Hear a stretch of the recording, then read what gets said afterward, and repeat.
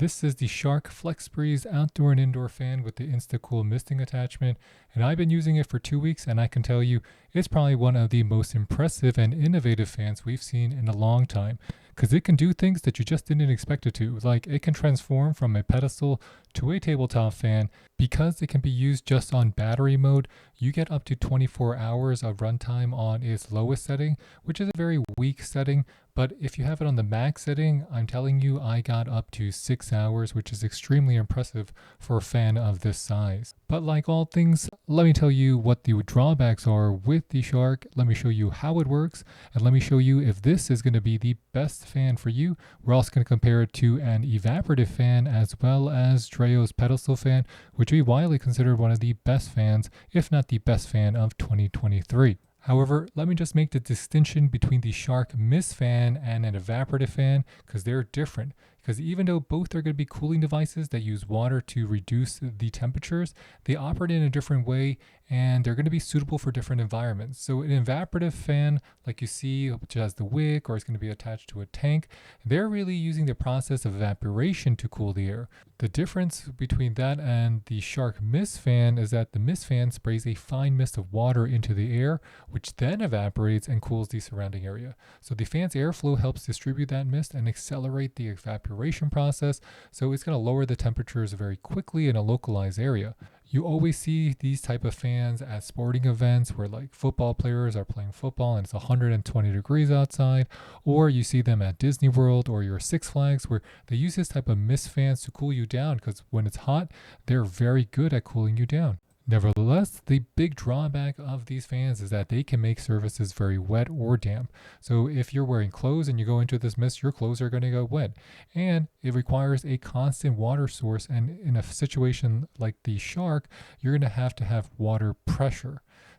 The key features of the Shark FlexBreeze is that it comes with 5 fan speeds, 180 degrees of side-to-side oscillation, 55 degrees of up and down tilt.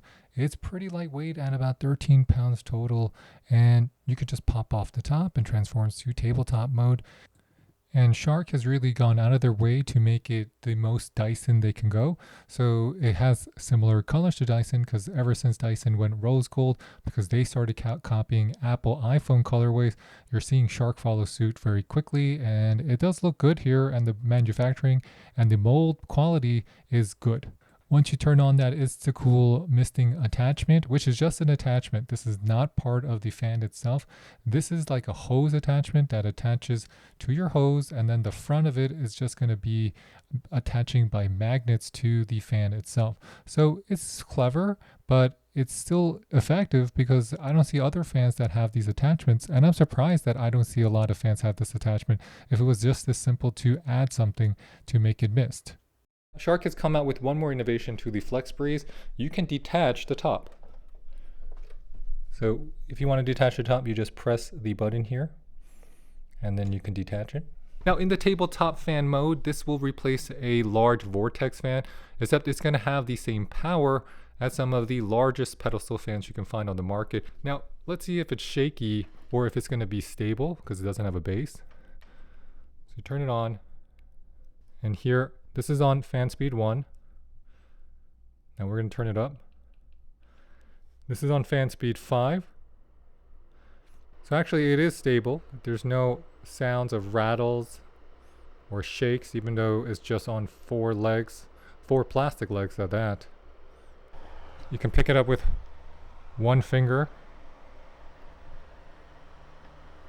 It's going to be top heavy though, so you want to make sure you have it on a stable base. Most people will use it, I think. They're going to take the fan. They don't want to take everything else with it, like the base. They're going to place this on a rock or a table, and then they're just going to attach this to a garden hose at their friend's house. You have to connect it to a hose, and there is a valve. As you can see, I have it valve closed. We're going to open it. That suddenly will release the air.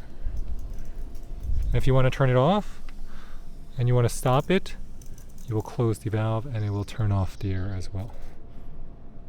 So we just open it a little bit less, and then you have less mist. So we're going to turn it down in terms of the intensity. and it is still relatively powerful. It's just not going to be as strong.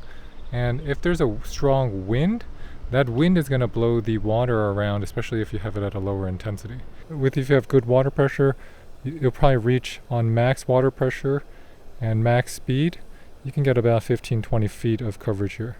So on a fan like the Dreo that we call the best of 2023, here you can see that you have 60, 90, 120 degree oscillation.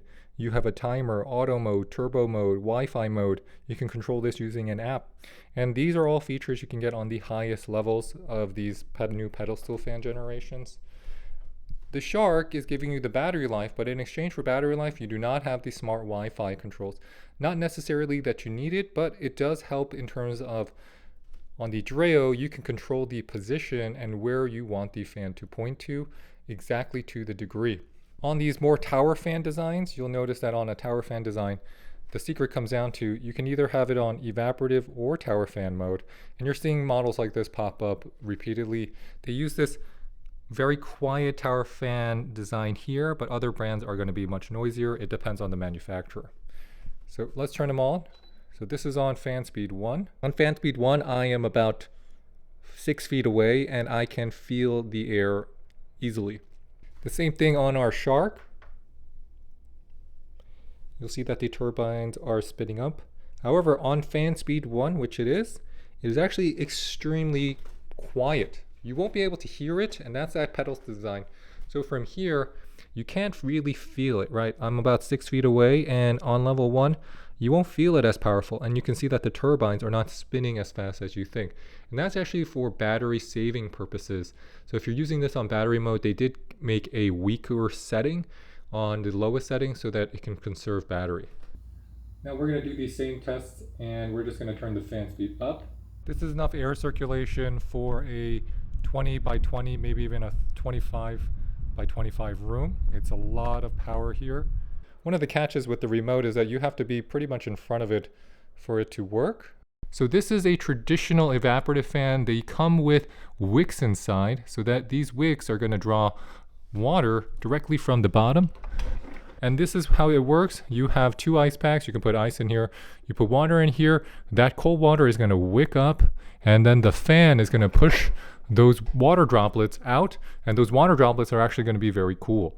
The difference is the Shark is coming with these little misting ports, and that means the mist can come out and the water is coming directly from a hose. So you're constantly refreshing it. If you want more powerful effects, what you can do is either turn up the intensity of the water, or you can make the fan stronger.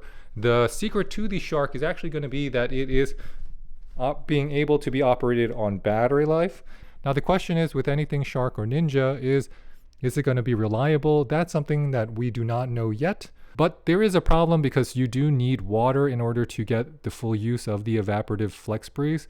So if you do not have a water tank, or you do not have a pump that can supply enough pressure to get the water up into the hose, it's not going to be a good evap cooler. Ultimately, it just becomes a portable, powerful pedestal fan.